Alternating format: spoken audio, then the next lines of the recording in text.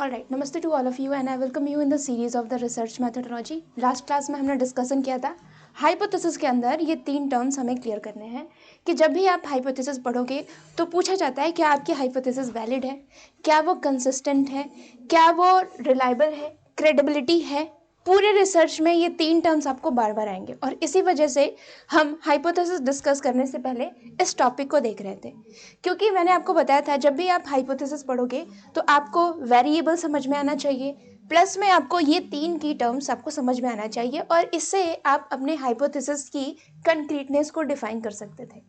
तो ये सारी चीज़ें हमने ऑलरेडी डिस्कशन की थी और उसके बाद हम इस ग्राफ पे आए थे कि हाइपोथेसिस में ये क्या होते हैं। मैंने आपको कीवर्ड से कुछ समझाया था कि इसमें वैलिडिटी से क्या कीवर्ड होते हैं, थोड़ा सा हम इसको एज अ जस्ट के रूप में स्टडी करेंगे। जब मैंने आपको हाइपोथेसिस पढ़ाया था तो उसमें मैंने 3 टर्म्स बोले थे। पहला है वैलिडिटी। वैलिडिटी जब भी वर्ड आपके सामने आए या फिर एग्जाम में आए या फिर मैच ऑफ द फॉलोइंग आए तो एक वर्ड आप हमेशा याद रखना, VA, मतलब एक्यूरेट। ठीक है, ये कितना वैध है और मेजरमेंट से रिलेटेड हम इन बातों को कंसीडर करते हैं।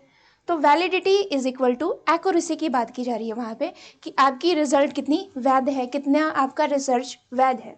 फिर उसके बाद दूसरा आता है, वो है आपकी रिलायबिलिटी। ठीक है, रिलायबिलिटी। ठीक है, तो जब भी वर्ड रिलायबिलिटी आए तो उससे एक वर्ड आप याद रखना, CRC, मतलब कंसिस्टेंसी। कंसिस्टेंसी, विश्वसनीयता। एक ही रिजल्ट आपको बार बार आ रही है, दैट इज कॉल्ड कंसिस्टेंसी। और फिर उसके बाद एक टर्म या मैंने आपको बताया था, क्रेडिबिलिटी। क्रेडिबिलिटी कहीं ना कहीं ये भी विश्वसनीयता से संबंधित होता है और इसका मतलब होता है कोई ऑथोरिटी आपको बोले। ठीक है, मान लीजिए प्राइम मिनिस्टर मोदी आकर के आपको कोई चीज़ बोले तो आपको वो ज़्यादा ऑथेंटिक लगती है, या फिर कोई ऐसे लोग जो किसी पद पे हैं, कोई साइंटिस्ट आके बोले, कोई DRDO के एक्सपर्ट आके बोले, that will become more credible. ठीक है, और हेमा मालिनी का मैंने आपको एग्जाम्पल बता के आपको बताया था किस तरीके से अगर कोई हीरो या फिर हीरोइन आकर के हमें वो बात बताते हैं तो हमें लगता है कि दिस प्रोडक्ट इज गुड।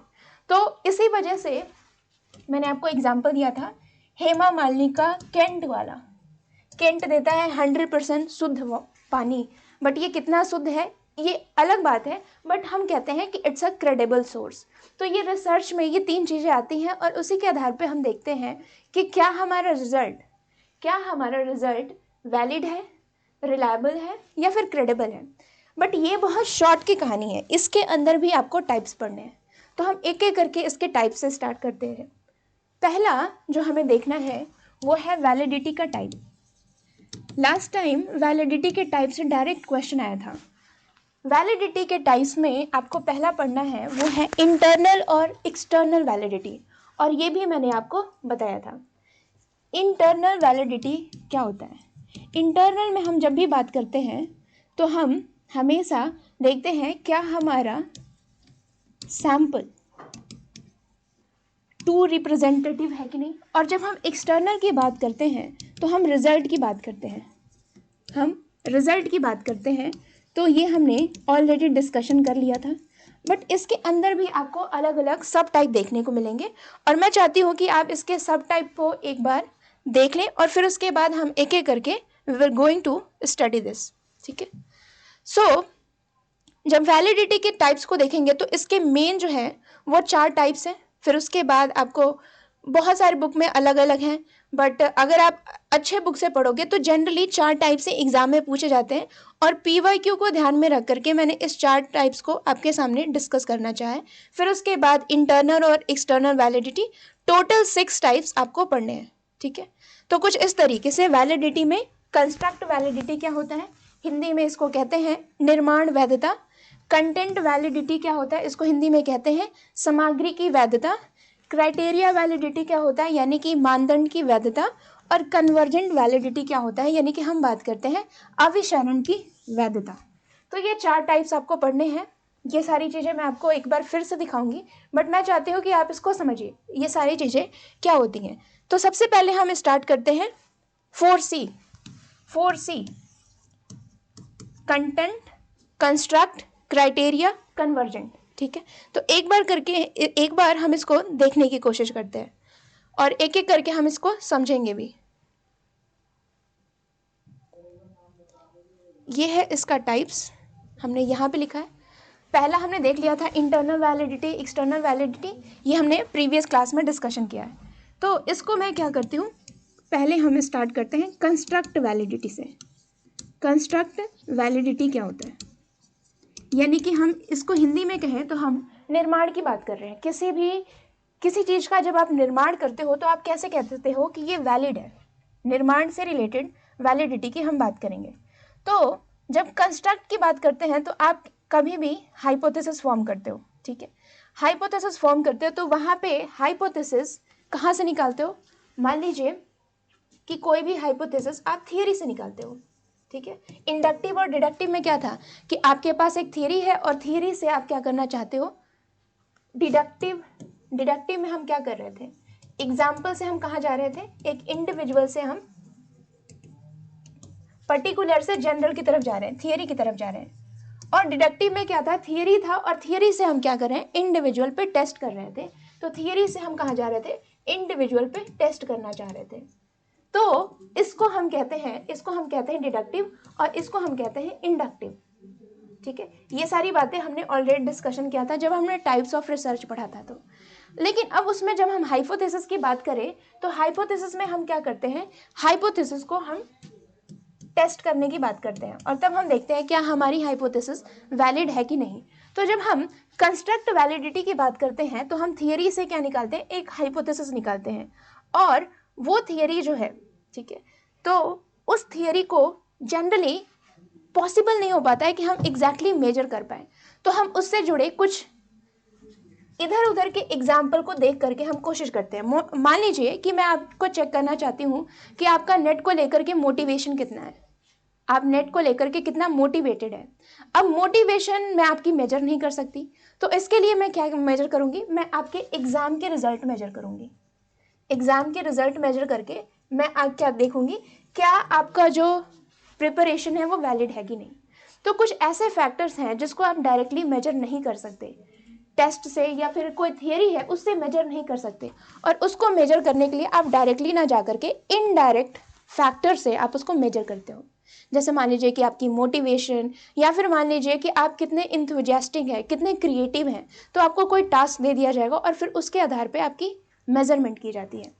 तो जब हम बात करते हैं कंस्ट्रक्ट वैलिडिटी की, कंस्ट्रक्ट वैलिडिटी में हम ये देखते हैं कि वैसे वैल्यू जिसको हम मेजर नहीं कर पाते हैं तो हम उसके एसोसिएटिव फैक्टर्स को मेजर करके हम देखते हैं क्या अब हम मेजर कर पा रहे हैं। फॉर एग्जांपल आपकी मोटिवेशन हम मेजर नहीं कर पाते हैं, बट उससे रिलेटेड फैक्टर्स जैसे आप कितने अच्छे से बुक पढ़ते हो, आप कितना मेहनत करते हो, ये सारी चीज़ें हमें क्लास में दिखती है और उसके आधार पर हम मेजरमेंट करते हैं कि आप कितने मेधावी छात्र हैं।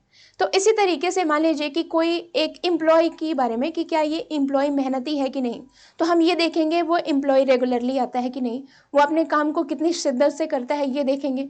तो ये सारी चीज़ें हमें क्या बताती है कि एम्प्लॉय क्या है, वो अपने काम को लेकर के ईमानदार है। तो वैसी चीज़ जिसको हम डायरेक्टली मेजर नहीं करते हैं उसको हम अनदर एसोसिएटिव फैक्टर से जब मेजर करते हैं that is called construct validity. ठीक है, तो इसको थोड़ा सा हम लिखते हैं। कंस्ट्रक्ट वैलिडिटी में क्या होता है कि जो फैक्टर्स हम मेजर नहीं कर पाते हैं थियरी से, ठीक है, उसको हम कैसे मेजर करते हैं, थ्रू द एसोसिएटिव फैक्टर। उससे संबंधित कारकों को देख करके हम क्या करते हैं, मेजर करते हैं, that is called construct validity. और उसका एग्जाम्पल आपको मैंने बताया कि किस तरीके से स्टूडेंट की परफॉर्मेंस हो गई, या फिर मान लीजिए एम्प्लॉय हो गया, या फिर मान लीजिए कि हम क्या करते हैं, बहुत सारे ऐसे एब्स्ट्रैक्ट चीज़ें हम क्या करते हैं, एसोसिएटिव फैक्टर से निकालते हैं, that is called construct validity. अब जो दूसरा टाइप है उसको हम पढ़ेंगे, that is called content validity. Content validity, सामग्री से रिलेटेड वैलिडिटी। ठीक है, अच्छा अब इसको मैं थोड़ा सा कंस्ट्रक्ट वैलिडिटी को मैं थोड़ा समझाना चाहती हूँ। मान लीजिए कि आपने कुछ ऐसे फैक्टर्स ले लिए, मुझे स्टूडेंट्स के देखना है कि क्या वो छात्र अच्छे से पढ़ रहा है कि नहीं, और मैं ये देख रही हूँ कि वो जो है वो अच्छे से खेल रहा है कि नहीं, या फिर मैं देख रही हूँ कि उसका कुछ ऐसा फैक्टर दे रही हूँ जो उसके पढ़ने से रिलेटेड ही नहीं है, तो हम क्या कहेंगे, वो रिजल्ट वैलिड नहीं है। फॉर एग्जाम्पल, थोड़ा सा एग्जाम्पल से मैं आपको समझाना चाहती हूँ कि कैसे कंस्ट्रक्ट वैलिडिटी वैलिड होता है और कैसे नहीं होता है। फॉर एग्जाम्पल, मुझे ये देखना है कि आपका परफॉर्मेंस कैसा है, आपका नेट को लेकर के प्रिपरेशन कैसा है। तो मैं क्या करूँगी, मैं देखूँगी कि आपके मॉक में रिजल्ट कितने आ रहे हैं मार्क्स, ठीक है, 50 से अब आते हैं, इट मीन्स कि आप सही डायरेक्शन में हो। या फिर मैं देखूँगी कि आप जो है कौन सा सोर्स यूज कर रहे हो, ऑथेंटिक सोर्स पढ़ रहे हो कि नहीं, ये मैं देखूँगी। या फिर मैं ये देखूँगी कि आप जो है कौन कौन से टॉपिक को आपने अभी तक कवर किया है। तो सिलेबस कंप्लीशन मैं देखूँगी कि आप कितने रिगरस वे से कर रहे हो।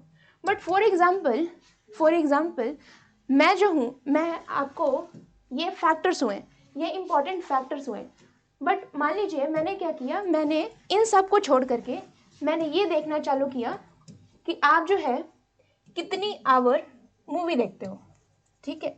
ये इससे कहीं हद तक रिलेटेड नहीं है, इसका कोई ताल्लुक नहीं है। तो ये अगर फैक्टर लेकर के मैं इसको स्टडी करूँ तो मैं क्या कहूँगी कि ये मेरा वैलिड नहीं है, क्योंकि कंस्ट्रक्ट वैलिडिटी सही नहीं जा रहा है। बट मैं इन तीनों को लेकर के आपको देखूँ तो हम क्या कहेंगे, इट्स अ वैलिड, क्योंकि कंस्ट्रक्ट वैलिड को फॉलो कर रहा है।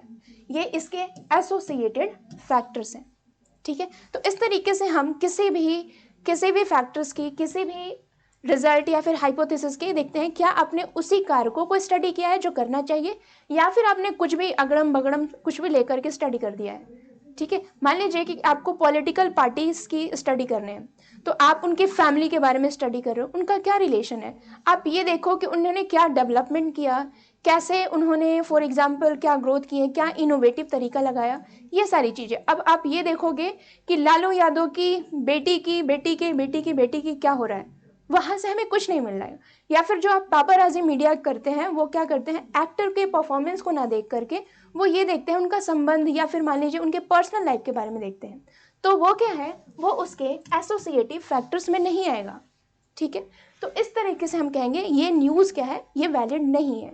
तो ये हमने कैसे पता किया, कंस्ट्रक्ट वैलिडिटी से। अब जो दूसरा आता है वो हमारा कंटेंट वैलिडिटी आता है। इसको मैंने डेप्थ में इस वजह से बताया क्योंकि अब आपको सब समझ में आएगा, कंटेंट, कंस्ट्रक्ट, क्राइटेरिया, ये सारी चीज़ें समझ में आएंगी। एक समझ में आ गया तो दूसरी भी समझ में आएगी। कंटेंट वैलिडिटी, ठीक है। कंटेंट का मतलब क्या होता है, सामग्री।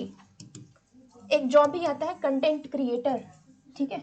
कंटेंट क्रिएटर का मतलब फॉर एग्जांपल मान लीजिए कि मैं यूपीएससी की तैयारी करवा रही हूँ, तो यूपीएससी से रिलेटेड मटेरियल, GS1 के मटेरियल आपको प्रिपेयर देखना होगा, यानी स्टडी मटेरियल आपको प्रिपेयर करना है, तो उसको कहते हैं कंटेंट क्रिएशन। या फिर आप अपने नोट्स बनाते हो, उसको हम क्या कहते हैं, it's a content for UGC net exam, ठीक है, दैट इज कॉल्ड कंटेंट, ठीक है। अब ये वैलिड होगा कि नहीं होगा, इसके बारे में हम थोड़ा देख लेते हैं। तो कंटेंट के बारे में समझ गए, वैलिडिटी का मतलब होता है एक्यूरेसी, ठीक है। अब यहाँ पे ये बता रहा है कि आप वही कंटेंट लिए हो जिसको मेजर करना चाहिए, या फिर कोई आप दूसरा चीज़ पढ़ रहे हो। फॉर एग्जाम्पल, आपको नेट के एग्जाम में बैठना है और आप जो कंटेंट पढ़ रहे हो वो यूपीएससी का पढ़ रहे हो, तो ये क्या है, ये वैलिड नहीं है। और मान लीजिए कि आप यूपीएससी के लिए तैयार कर रहे हो और आप नेट का कंटेंट पढ़ रहे हो, तो भी वो वैलिड नहीं है। तो कंटेंट वैलिडिटी ये कहता है कि आपने जो सामग्री लिया है, जो आप कंटेंट पढ़ रहे हो, क्या वो एग्जाम से संबंधित है, या फिर मान लीजिए कि आप स्टडी करना चाहते हो लीडर्स के बारे में, पॉलिटिकल पार्टीज के बारे में, और आप जो स्टडी कर रहे हो, जो लिटरेचर आप ले रहे हो, कुछ और ले रहे हो, डेटा कुछ और ले रहे हो, या फिर सैंपल कुछ और को ले रहे हो, तो फिर हम क्या कहेंगे, इट्स नॉट अ वैलिड। तो कंटेंट का मतलब होता है जो भी सामग्री, जो भी टेस्ट आपको करना चाहिए, क्या वो अप टू डेटेड है। टेस्ट, कंटेंट, आपके मटेरियल, लिटरेचर, सैंपल्स, डेटा, वो सारे अप टू डेट हैं, क्या आप वही पढ़ रहे हो कि जो पढ़ना चाहिए, क्या आप वही टेस्ट कर रहे हो। फॉर एग्जाम्पल, आपको सर्वे करना है पॉलिटिकल पार्टीज के बारे में, और जाकर के आप सर्वे कर रहे हो फॉर एग्जाम्पल MLA ब्यूरोक्रेट्स के बारे में, तो political party is different from bureaucracy, क्योंकि वो क्या होते हैं, दे आर नॉट इलेक्टेड। तो इस तरीके से आपकी जो सैंपल होती हैं, आप ब्यूरोक्रेट्स को देखोगे, they are very, I mean IPS IAS का देखोगे, they are very up to date, वो अपने काम को लेकर के एकदम निष्ठावान रहते हैं।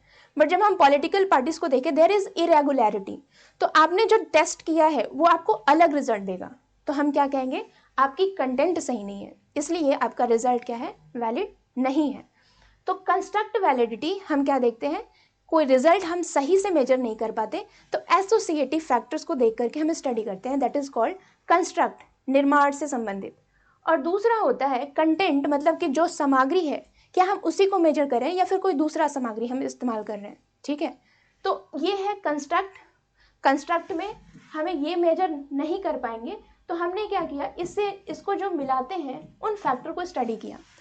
और कंटेंट में होता है, मान लीजिए कि इसको हमें मेजर करना है तो क्या हम इसी को मेजर कर रहे हैं या फिर कोई दूसरा उठा करके मेजर कर रहे हैं, that is your content validity. अब जो तीसरा टाइप्स है इसको भी हम स्टडी कर लेते हैं, ठीक है। कंटेंट को आप ये कर लोगे कि क्या हम टेस्ट उसी को कर रहे हैं जिसे हमें करना चाहिए, टेस्टिंग ऑफ एक्यूरेट सोर्स। देखिए वैलिडिटी का मतलब ही क्या होता है, एक्यूरेसी, ठीक है। तो एक्यूरेट सोर्स को आप टेस्ट कर रहे हो या फिर किसी और चीज़ को, that is called content validity. अब थोड़ा सा मैं इंटरनल एक्सटर्नल को मिटा रही हूँ ताकि ये चारों इसमें फिट हो जाए, ठीक है। अब जो तीसरा आता है वो है आपका क्राइटेरिया वैलिडिटी, ठीक है। क्राइटेरिया श्रेणी, ठीक है, क्राइटेरिया वैलिडिटी, ठीक है। क्राइटेरिया का मतलब होता है, फॉर एग्जाम्पल आप आए दिन देखते हो कि there is a different criteria in Indian society like general, EWS, SC, ST, OBC, these are called criteria. Result के भी क्या होते हैं कुछ, या फिर रिसर्च के भी क्या होते हैं कुछ क्राइटेरिया डिसाइडेड होते हैं, ठीक है। मान लीजिए कि कुछ श्रेणी है जिसको आपको जाकर के स्टडी करना है अपने रिसर्च में, ठीक है। और आप जो है, ठीक है, आप उस श्रेणी को, ठीक है, मानदंड को मापने के लिए आपको बताया गया। फॉर एग्जाम्पल कुछ मानदंड है जिसके आधार पे आपका रिजल्ट आ रहा है, ठीक है। कुछ क्राइटेरिया के आधार पे आपको रिजल्ट तैयार करने हैं और जब आप उस क्राइटेरिया को मेजर कर लेते हो तो हम कहते हैं कि आपकी रिजल्ट क्या है, वैलिड है। बट फॉर एग्जाम्पल आप उस क्राइटेरिया को छोड़ करके कुछ और दूसरा मेजर कर रहे हो, ठीक है, तो हम कहते हैं कि आपकी रिजल्ट नहीं आएगी।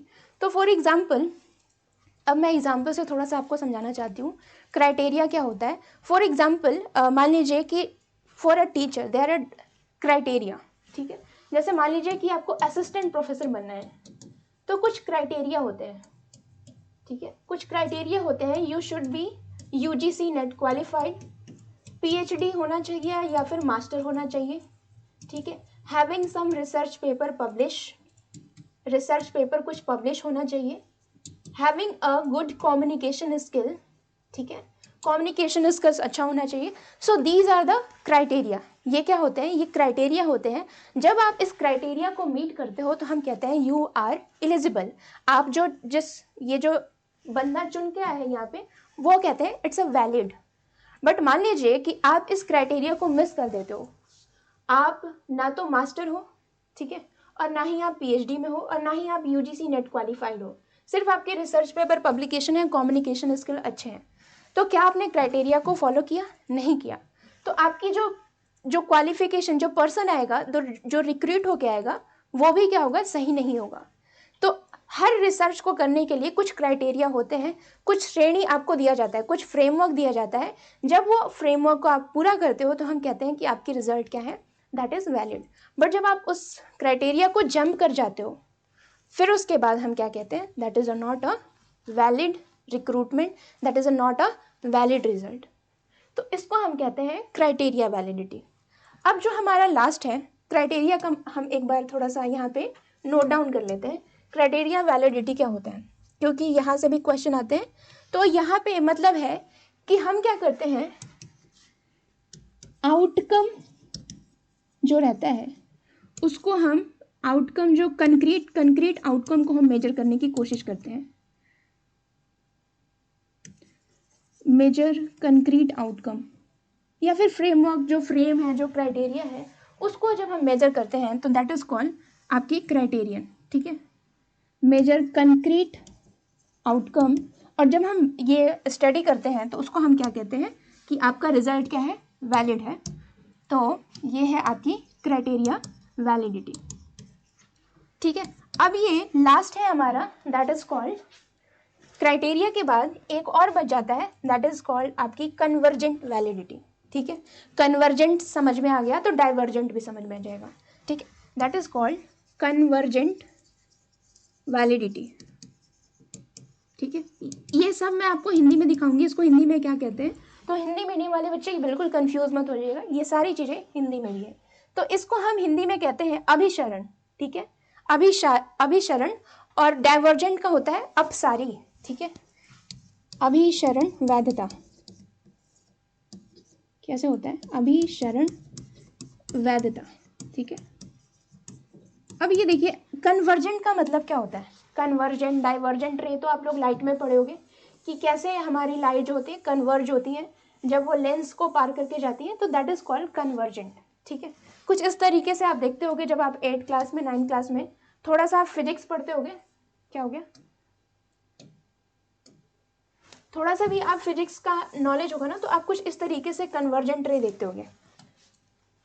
ये हो गया आपका लेंस और यहाँ से लाइट आया परपेंडिकुलर, और ये क्या हो गया, कन्वर्ज हो गए, मतलब किसी बिंदु पे क्या हो गया, फोकस हो गए। कन्वर्ज का मतलब क्या होता है, फोकस हो जाना किसी बिंदु पे। ठीक है, दैट इज कॉल्ड अभिसरण। ठीक है, अभिसरण। तो कन्वर्जेंट में क्या होता है कि इसका मतलब ये होता है कि अलग अलग प्रशिक्षण है, ये वाला रे इधर से आ रहा है, ये वाला इधर आ रहा है, बट एक ही रिजल्ट दे रहे हैं, एक ही एक्यूरेट रिजल्ट दे रहे हैं, that is called convergent validity. For example मान लीजिए कि आपने जिस सैंपल को उठाया है वो पॉलिटिकल पार्टी के बारे में वही व्यू दे रहा है जो मैंने सैंपल उठाया है वो। ठीक है, यानी कि जितने भी सैंपल मैंने लिए हैं वो सब एक ही बात कह रहे हैं कि लीडर्स जो होते हैं दे आर करप्ट और दे आर वेरी गुड।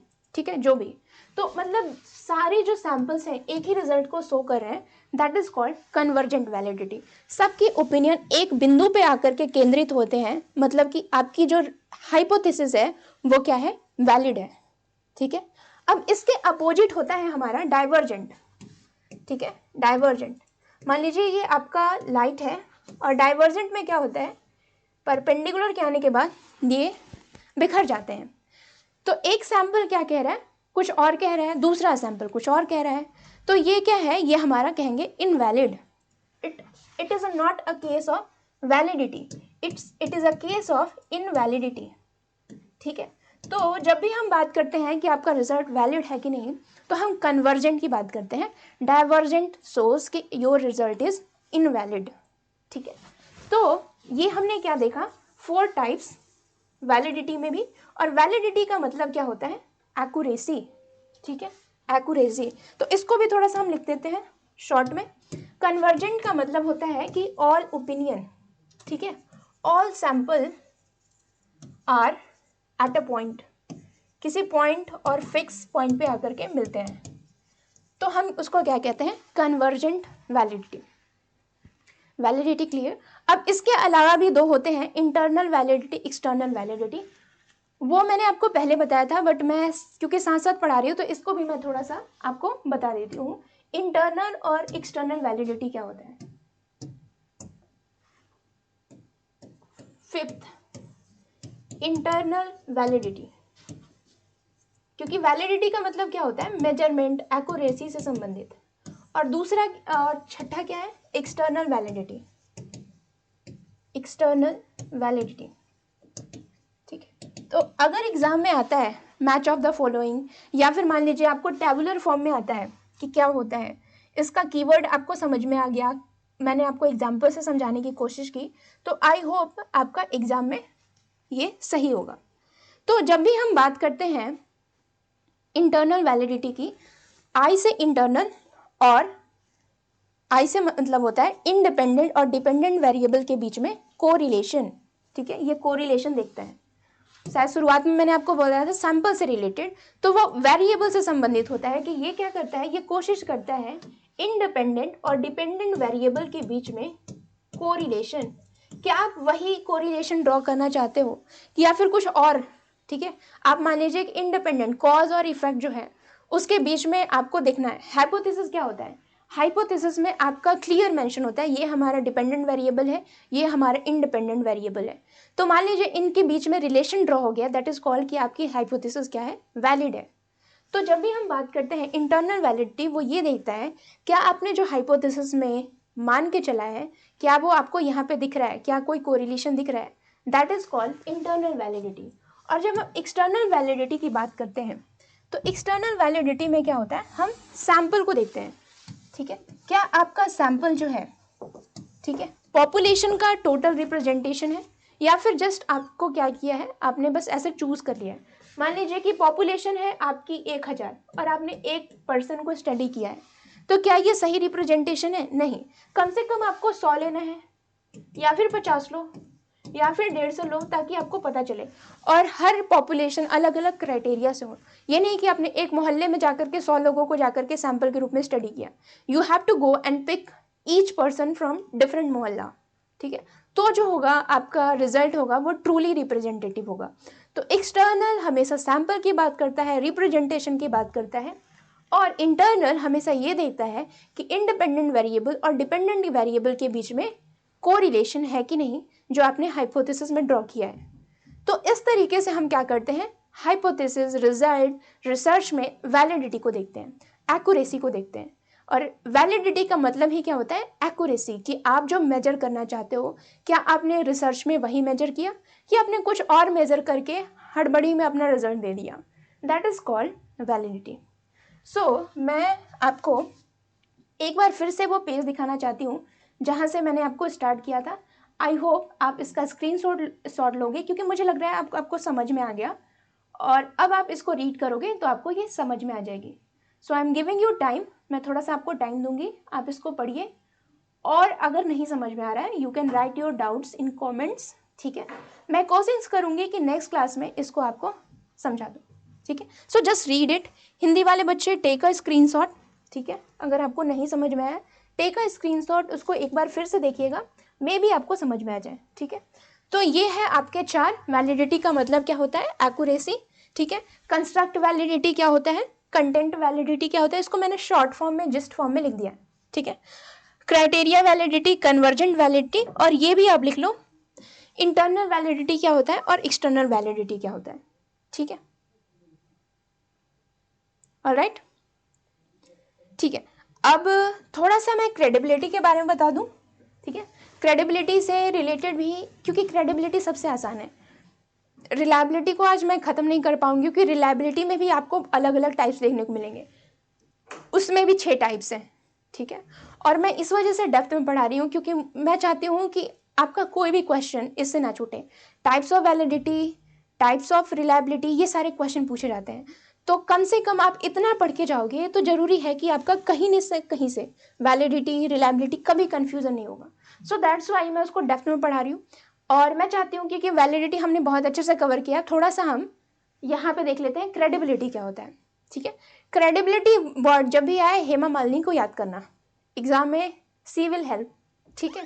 केंट देता है शुद्ध आरओ का 100% पानी, इस तरीके का आप ऐड करना, तो वहां से क्रेडिबल का मतलब क्या होता है, एक तरीके से हम कहें विश्वसनीयता, ठीक है। जैसे कि आपको याद होगा मैगी का प्रचार, जहाँ पे अमिताभ बच्चन आके क्या करते हैं, अमिताभ बच्चन आकर के ही एड्स कि इसमें ये सारे क्या बोलते हैं मटेरियल कंटेंट, या फिर मान लीजिए कि इससे एनर्जी मिलता है या फिर जो भी चीज़।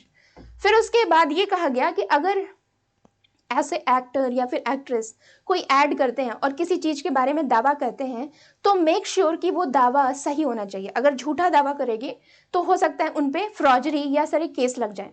तो फिर उसके बाद बहुत सारे केस हुए भी थे, मैगी के जो एड में आए थे एक्टर एक्ट्रेस, उन पे केस भी हुए थे, ठीक है। और फिर उसके बाद लोगों ने क्या किया था, उस ऐड को फिर वापस लेना पड़ा था, क्योंकि आप ऐसे क्लेम नहीं कर सकते। फॉर एग्जाम्पल किसी ने कहा कि ये जो दूध है, इस दूध में माँ के दूध की तरह आपको मिलता है प्रोटीन, विटामिन, जो भी है, तो उन्होंने कहा कि माँ के दूध जैसा कोई भी दूध आप नहीं बना सकते, कोई कंपनी बना ही नहीं सकता, क्योंकि उसमें वैसी चीज़ होती है, पौष्टिकता या फिर जितने सारे आप देख उसमें कंटेंट मिलते हैं, वो सबसे एक तरीके से हम कह सकते हैं कि उसका कोई प्राइस नहीं है, ना ही आप किसी से कंपेयर कर सकते हैं। तो कोई कंपनी उतना पौष्टिक दूध कैसे बना सकता है, तो फिर उस पर कहा कि आप इस ऐड को हटाइए, ये क्रेडिबल नहीं है। तो कोई भी एक ऐड आप देखते हो, अगर कोई अथॉरिटी द्वारा या फिर मान लीजिए कि इंडियन गवर्नमेंट, अमूल की कंपनी या फिर कोई एक्टर एक्ट्रेस आगे बोलते हैं, तो उन पे एक रिस्पॉन्सिबिलिटी होती है। बट दुख की बात है कि आज ये रिस्पॉन्सिबिलिटी वो समझ नहीं रहे हैं और थोड़े से पैसे की लालच में वो कुछ भी ऐड करने के लिए तैयार होते हैं। तो ये नहीं होने चाहिए। बट एक्यूरेटली मैं आपको बता रही हूँ कि वैसे ऐड जो कि मान लीजिए कोई बहुत ही, फॉर एग्जाम्पल जनरली जब आप देखोगे वैसे एक्टर या एक्ट्रेस जो बहुत साल से इंडस्ट्री में काम करते हैं, वो वैसे ऐड को लेते हैं जो कि उनके बारे में उन्होंने यूज किया हो या फिर उन्होंने माना है कि हाँ ये क्या है, सही है। तो मैं उनकी बात कर रही हूँ। तो वो क्या करते हैं, जब वो आपको ऐड करते हैं, किसी सामान को बेचते हैं, तो आपको लगता है कि हाँ चलो ये सही है। या फिर मान लीजिए किसी चीज़ का हॉलमार्क, FCCI, या फिर आप देखते हो जो टैग लगा रहता है, तो आपको लगता है कि हाँ चलो, अब मान लीजिए कोई केक बेच रहा है और केक के आगे ये सिंबल है ग्रीन का, तो आप मान लेते हो कि ये प्योर वेज है। और मान लीजिए रेड का सिंबल है, तो आप मान लेते हो कि ये क्या है, ये नॉन वेज है। तो ये आप इसलिए मानते हो क्योंकि ये क्या है, एक सिंबल है, एक एक कहते हैं ना कि फूड की ऑथेंटिसिटी है। तो ऑथेंटिसिटी, क्रेडिबिलिटी, ये जो है, ये तब आती है जब कोई एक वर्दी, जाना माना इंसान, बहुत ही ज़्यादा भरोसेमंद इंसान आपको क्या करे, रिकमेंड करे, तो हम क्या कहते हैं कि ये जो है क्रेडिबल है। फॉर एग्जाम्पल आपने क्या देखा, आपकी जो दीदी हैं, फॉर एग्जाम्पल PhD या फिर रिसर्च स्कॉलर या फिर मान लीजिए DRDO के कोई चेयरमैन आकर के आपको बता रहे हैं, तो आपको लगता है हाँ ये सही बोल रहा हूँ। या फिर मान लीजिए जब कोरोना वायरस हुआ था, तो आए दिन आपको न्यूज़ पे दहशत, ये सारी चीज़ें मिल रही थी। बट फॉर एग्जाम्पल जब WHO या फिर मान लीजिए कोई लीडर आके बोलते थे TV पे, तो हमें लगता था कि हाँ अब हो सकता है कि नॉर्मली स्थिति सुधरे, या फिर हमें लगता था कुछ अच्छा न्यूज़ आएगा, या फिर मान लीजिए कि हमें कुछ लगता था कि हाँ कुछ स्टेप अच्छा आएगा। तो ये क्या शो करता है, ये शो करता है हमारी credibility toward the government, toward the higher level organisation. तो रिसर्च में भी क्या होता है, जरूरी नहीं है कि हम जा करके सारी स्टडी कर पाए। तो कुछ पहले वाले जो रिसर्चर होते हैं, वो अगर हमें कुछ बोल देते हैं, तो हम क्या करते हैं, उसको साइट कर देते हैं। और हमने कहा कि इन्होंने डॉक्टर श्री ने ये कहा है और इनको हमने प्रमाणिक मान करके अपने स्टडी में डाला है। तो इस तरह से हम साइटेशन करते हैं, तो हमारी क्या मान जाती है, हाइपोथेसिस क्रेडिबल मानी जाती है। तो रिसर्च में क्रेडिबिलिटी पे भी बहुत जोर दिया जाता है, क्रेडिबिलिटी, वैलिडिटी। अब हमारा बचा रिलायबिलिटी। रिलायबिलिटी भी शॉर्टनिंग है, it's a very big topic, उसमें 6 टॉपिक हैं और मैं चाहती हूँ कि नेक्स्ट क्लास में हम उसको शॉर्ट में देखें, शॉर्ट में नहीं मतलब कि एग्जाम्पल समझ के देखें, क्योंकि कुछ फ़ायदा नहीं है कि अगर मैं आपको बता दूँ ये 4 टाइप्स है, बस ऐसे करके बता दूँ, एग्जाम्पल से नहीं बताऊँगी तो सिर्फ आप रटते रहोगे। तो नेक्स्ट क्लास में हम रिलायबिलिटी को भी देखेंगे, वैलिडिटी हमने देख लिया, और जब ये तीनों चीज़ें हो जाएंगी हम हाइपोथेसिस में आएंगे। और हाइपोथेसिस में हम देखेंगे हाइपोथेसिस क्या होता है, ये ऑलरेडी हमने कवर कर लिया है। हाइपोथेसिस के कैरेक्टरिस्टिक क्या है, ये ऑलरेडी हमने कर लिया है। फिर हम देखेंगे कि हाइपोथेसिस के भी टाइप होते हैं, नल हाइपोथेसिस, अल्टरनेट हाइपोथेसिस, और उनको एक्सेप्ट और रिजेक्ट करने में हमसे एरर हो जाती है, that is called type 1 error, type 2 error. तो ये सब करके हमारी hypothesis, steps of research complete हो जाएगा। फिर हम आएंगे रेफरेंसिंग में। तो ये कुछ प्लान है रिसर्च से रिलेटेड, और मैं उम्मीद करके चलती हूँ कि आप इसको रिवाइज कर रहे होगे, पढ़ रहे होगे। So in the next class we will discuss with the next topic of the research methodology. Till then, just keep reading the research methodology.